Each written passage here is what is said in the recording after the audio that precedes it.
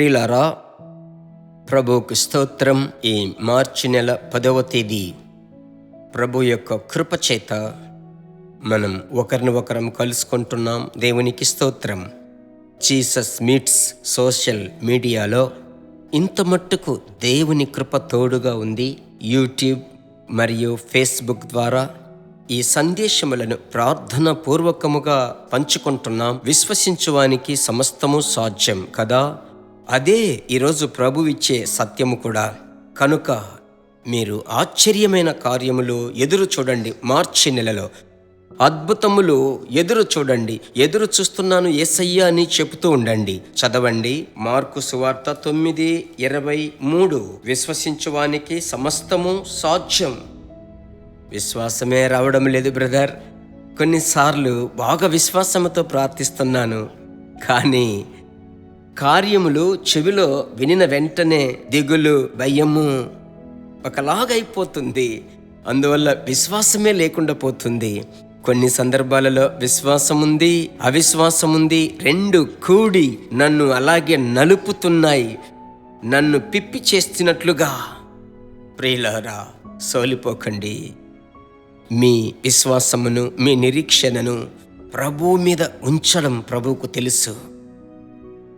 ప్రభువుకు తెలుసు కనుక మిమ్ములను మీరు తక్కువ అంచనా వేసుకోవద్దు. ప్రభువు మహిమ కొరకు చెప్పుచున్నాను. మీరు ధన్యులు కాబోతున్నారు.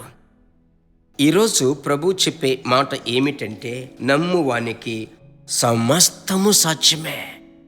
అంటే ఏమని అర్థం? 10 రూపాయలు విశ్వసిస్తున్నానంటే 10 రూపాయలు ఉంది.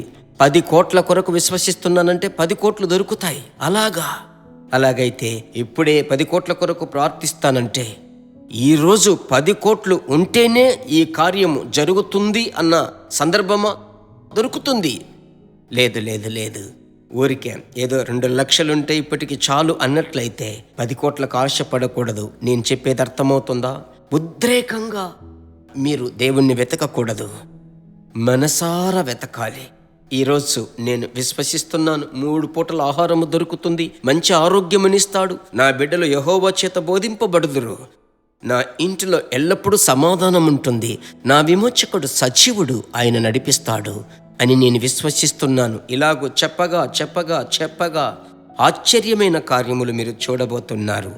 నా ప్రియ దేవుని బిడ్డలారా, ఒకసారి మీకు తెలుసు, యేసు దోణిలో తన శిష్యులతో కలిసి మత్తయి సువార్త 14వ అధ్యాయం మీకు తెలుసు, అద్దరికి వెళ్ళండి అని పంపించాడు. ఆయన ఏకాంతముగా ప్రార్థన.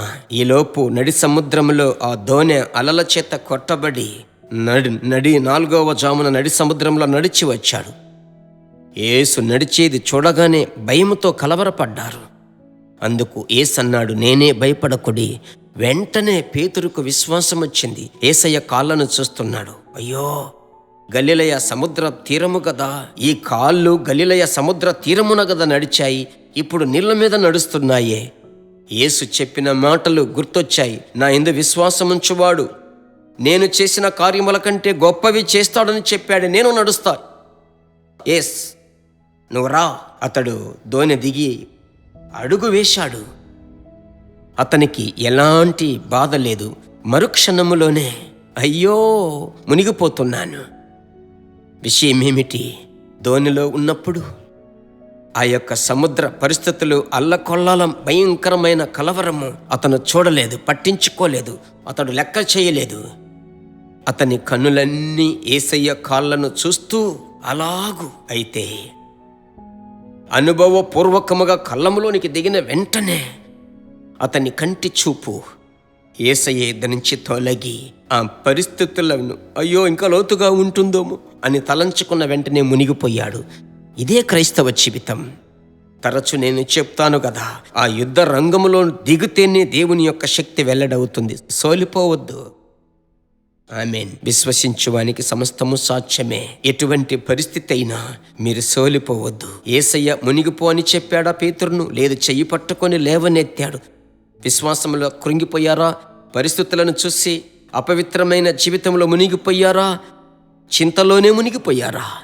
ప్రభు మరలా మిమ్మలను ఈరోజు చెయ్యి చాపి లేవనెత్తుటకి ఇష్టపడుతున్నాడు. ప్రార్థించుదాం. మంచి తండ్రి, మీ బిడ్డలతో మీరు మాట్లాడేది నేను ఫీల్ అవుతున్నానయ్యా.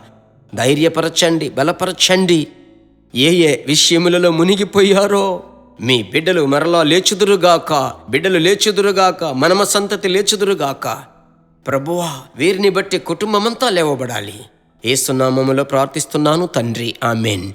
ప్రభువుకు స్తోత్రం. ప్రభు దయాళుడు, అనేకులకు షేర్ చేయాలి. మా కొరకు మీరు ప్రార్థించాలి. ప్రభు నామం మహిమపరచబడును. మరలా కలుసుకుందాం. God bless you. దేవుని బిడ్డలారా, ఈ వర్తమానము మీకు మిక్కిలి ఆశీర్వాదకరముగా ఉందని మేము నమ్ముచున్నాము. ఇంకనూ మా వర్తమానములను విని ప్రభువులు ఆశీర్వదింపబడుటకు జీసస్ మీట్స్ మినిస్ట్రీస్ అను మా యూట్యూబ్ ఛానల్ ను సబ్స్క్రైబ్ చేయండి. మరియు మా ప్రార్థన సహాయముకై మీరు సంప్రదించవలసిన మా ఫోన్ నెంబర్ 9842528286 మరియు 7299546363. Email gpsrobinson@hotmail.com. ప్రభు మిమ్మును ఆశీర్వదించునుగాక.